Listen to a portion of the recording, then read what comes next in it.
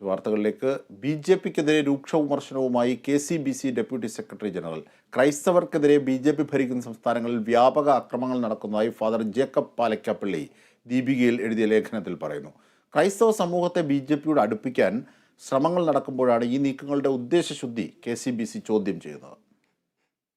ആൾക്കൂട്ട ആക്രമണങ്ങൾ, കള്ളക്കേസുകളിൽപ്പെടുത്തൽ, ദേവാലയങ്ങൾ നശിപ്പിക്കൽ, ആരാധനയും വേദോപദേശ ക്ലാസുകളും തടസ്സപ്പെടുത്തൽ എന്നിങ്ങനെയുള്ള അതിക്രമങ്ങൾ വ്യാപകമായി നടക്കുന്നത് ബി.ജെ.പി ഭരിക്കുന്ന സംസ്ഥാനങ്ങളിലാണെന്ന് ലേഖനത്തിൽ പറയുന്നു. ക്രിസ്മസിന് പ്രധാനമന്ത്രി സഭാ അധ്യക്ഷർക്കായി വിരുന്നൊരുക്കിയ സാഹചര്യം ഫാദർ പാലക്കാപ്പള്ളി വിശകലനം ചെയ്യുന്നുണ്ട്. ക്രൈസ്തവരെയും ക്രൈസ്തവ സ്ഥാപനങ്ങളെയും ഭീഷണിപ്പെടുത്തുകയും തുടർച്ചയായി നിയമങ്ങൾ ദുരുപയോഗിച്ച് കെണികളിൽ അകപ്പെടുത്തുകയും ചെയ്യുന്നത് ബി.ജെ.പിയുടെ ഉദ്ദേശശുദ്ധിയെ ചോദ്യം ചെയ്യുന്നുവെന്നാണ് വിമർശനം. ഒരു വശത്ത് വിരുന്നൊരുക്കുമ്പോൾ സംഘപരിവാർ പ്രസിദ്ധീകരണങ്ങൾ ക്രിസ്മസിനെ അവഹേളിക്കുകയാണ്. മണിപ്പൂരിൽ ക്രൈസ്തവരെ ഉന്മൂലനം ചെയ്യാനുള്ള ശ്രമങ്ങളാണ് നടപ്പിലാക്കിയതെന്ന് ലേഖനം നിരീക്ഷിക്കുന്നു. ബാലാവകാശ കമ്മീഷനെ ഉപയോഗിച്ച് വേട്ടയാടുന്നുവെന്ന വിമർശനവുമുണ്ട്. വിവിധ ബി.ജെ.പി സർക്കാരുകൾ നടപ്പാക്കിയ മതപരിവർത്തന നിരോധന നിയമം വ്യാപകമായി ദുരുപയോഗിക്കപ്പെടുകയാണ്. ഇതുമൂലം ഒട്ടേറെ നിരപരാധികൾ കേസുകളിൽ അകപ്പെടുകയാണെന്നും കെ.സി.ബി.സി ഡെപ്യൂട്ടി സെക്രട്ടറി ജനറലിന്റെ ലേഖനത്തിൽ പറയുന്നു. News desk, Kerala vision news.